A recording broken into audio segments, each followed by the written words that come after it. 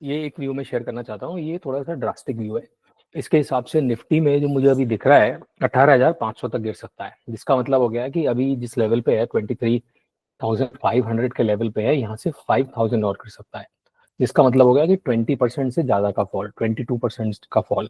यानी कि जो अपनी पीक इसकी बनी थी 26,000 के आसपास, वहां से 26,300 के आसपास, वहां से 30% का फॉल।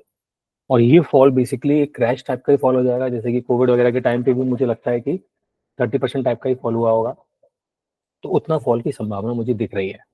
मैं अब इस चीज को, इस व्यू को क्वालिफाई कर देता हूँ ताकि इसको लोग सही से समझ सकें कि अब इसको कैसे यूज करना है और इसका क्या मतलब है। सबसे पहला पॉइंट इसमें यह है क्वालिफाई करने के लिए कि मेरा जो इवेंचुअल टारगेट है वो 34,000 का है, लेकिन उससे पहले ही 18,500 का डिप ले सकता है।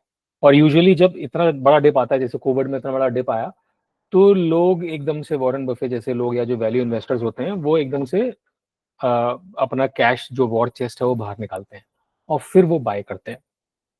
तो बहुत सारा इस तरह के लोग जो वेट कर रहे होते हैं या जिनको कहीं ना कहीं से नॉलेज होता होगा फंडामेंटल्स का, चाहे मार्केट सेंटिमेंट का, वो उस टाइम पर डिप्लॉय करते हैं। और फिर बड़ी तेजी से जो फॉल तेजी से होती है उसकी रिकवरी भी फिर तेजी से आती है, अनलेस कि कोई जापान टाइप का जो लॉस्ट डेकेड्स हो गए थे उस तरह का कोई फंडामेंटल, या चाइना टाइप का कोई फंडामेंटल रीजन ना हो। तो ये मुझे लगता है कि ये 34,000 वाला मेरा व्यू है वो इंटैक्ट है, लेकिन उससे पहले ये 18,500 तक गिर सकता है। यानी कि फिर वहां से ये लगभग डबल हो जाएगा, 18,500 से फिर 34,000 तक।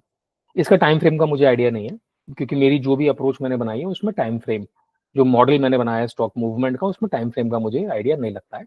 बट मैंने ये देखा है कि वो ऐसा भी नहीं है कि वो जन्म जन्मांतर लगा देगा। तो हो सकता है मेरा हॉराइजन है कि अगले 3 या 4 साल के अंदर वो बीट हो जाएगा। ऐसे कोविड में भी मैंने देखा ना, मुश्किल से अभी 3-4 साल हुए कोविड को, और कहाँ से कहाँ पहुंच गया, राइट। तो उतने में वो मीट हो जाएगा।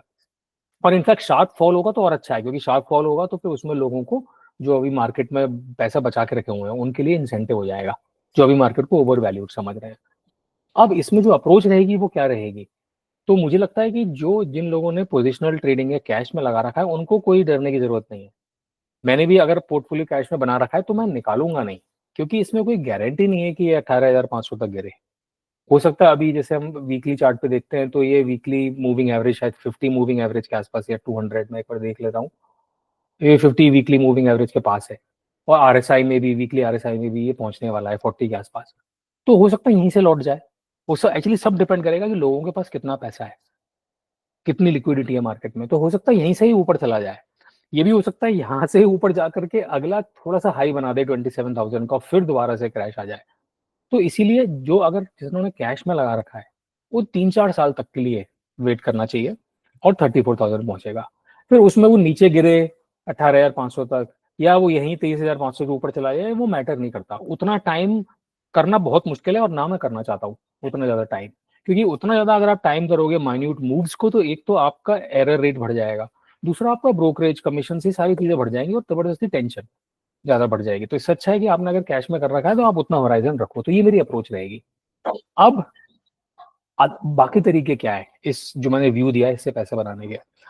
एक जो मैं करूंगा इसमें, मैं स्विंग ट्रेडिंग या मार्जिन ट्रेडिंग करूंगा। मैं मार्जिन ट्रेडिंग का मतलब है फ्यूचर्स में, ऑप्शंस तो मैं करता नहीं हूँ, फ्यूचर्स में, चाहे वो निफ्टी के फ्यूचर्स हो चाहे वो स्टॉक के फ्यूचर्स हो। मैं उसमें क्या करने वाला हूँ, अगर मुझे लगा, मेरे कुछ कुछ पैरामीटर्स हैं, कुछ एक सेटअप्स हैं, अगर मुझे लगा कि उसमें कंफर्मेशन मुझे दिख रहा है या कोरोबोरेशन मुझे दिख रहा है, तो मैं शॉर्ट कर लूंगा। क्योंकि जैसे मैंने बताया कि कोई गारंटी नहीं है, हो सकता है ये मूविंग एवरेज, जो वीकली मूविंग एवरेज है, उसका लेवल लगभग 23,250 पे है। तो हो सकता है 250 पॉइंट्स और गिर जाए, हो सकता है कल ही ये 250 पॉइंट्स गिर के खुले और फिर वहीं से ऊपर ही ऊपर भागता रहे। तो वो जो मार्जिन वाली बेट है उसमें टाइमिंग क्रिटिकल हो जाती है।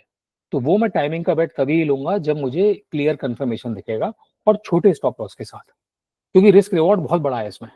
क्योंकि अगर ये नीचे वाकई में 18,500 तक गिर रहा होगा और आपको सही एंट्री मिल गई तो अमेजिंग रिस्क रिवॉर्ड हो जाएगा, चाहे निफ्टी के फ्यूचर में चाहे किसी स्टॉक के फ्यूचर में। तो वो मैं छोटे स्टॉप लॉस के साथ और कम प्रोबेबिलिटी ऑफ सक्सेस के साथ और बड़े रिस्क रिवॉर्ड के साथ मैं उसमें ट्राई करूंगा शॉर्ट करने के लिए, चाहे वो निफ्टी हो चाहे वो स्टॉक्स हो। मेरा मन निफ्टी का है क्योंकि मैंने स्टॉक्स अभी स्कैन नहीं किए हैं।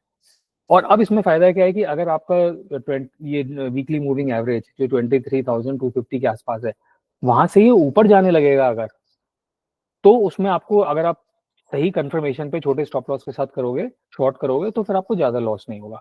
और वहां से अगर ऊपर जाने लगेगा और अगर उसका आपको सेटअप बनेगा तो फिर आप ऊपर की तरफ ट्रेड कर सकते हो। तो इस समय जो मेरा शॉर्ट व्यू है, मैं समराइज करता हूँ, मेरा जो शॉर्ट वाला व्यू है, पहली बात तो उसके कंफर्मेशन का मुझे वेट करना पड़ेगा। मुझे अब तक आइडिया नहीं था, मैं कुछ तो स्ट्रगल कर रहा था कि यार ये अजीब सा गिरावट दिख रही है। तो मैंने अभी टाइम मिला तो मैंने देखा कि यार ये तो हो सकता है बड़ी गिरावट का संकेत हो, indication of a big fall. तो वो मुझे अगर कॉरबोरेशन लगा तब मैं जाकर के शॉर्ट करूंगा निफ्टी में या स्टॉक्स में विद स्मॉल स्टॉप लॉस, क्योंकि रिस्क रिवॉर्ड बहुत ज्यादा है, भली प्रोबेबिलिटी ऑफ सक्सेस कम हो। जो कैश वाली पोर्टफोलियो होगी उसको मैं कुछ टच नहीं करूंगा। ये एक पॉसिबिलिटी है कि इसको टच करने का प्रॉब्लम ये है कि फिर बड़ी मुश्किल से आप बनाते हो, फिर आप उसको एग्जिट करो, फिर उसमें ब्रोकरेज और कमीशन, वो उसमें जाना सोचने का ही नहीं। वो तो अगर आपका व्यू है जो मेरा है बुलिश 34,000, तो उसको fill it and forget it, उसको तो सीधे 3-4 साल बाद देखना या 2 साल के बाद देखना। मार्जिन में आपको ज्यादा अलर्ट रहने की जरूरत होती है, तो मार्जिन के लिए मैं ये व्यू बनाऊंगा। ये पॉइंट है। Thank you.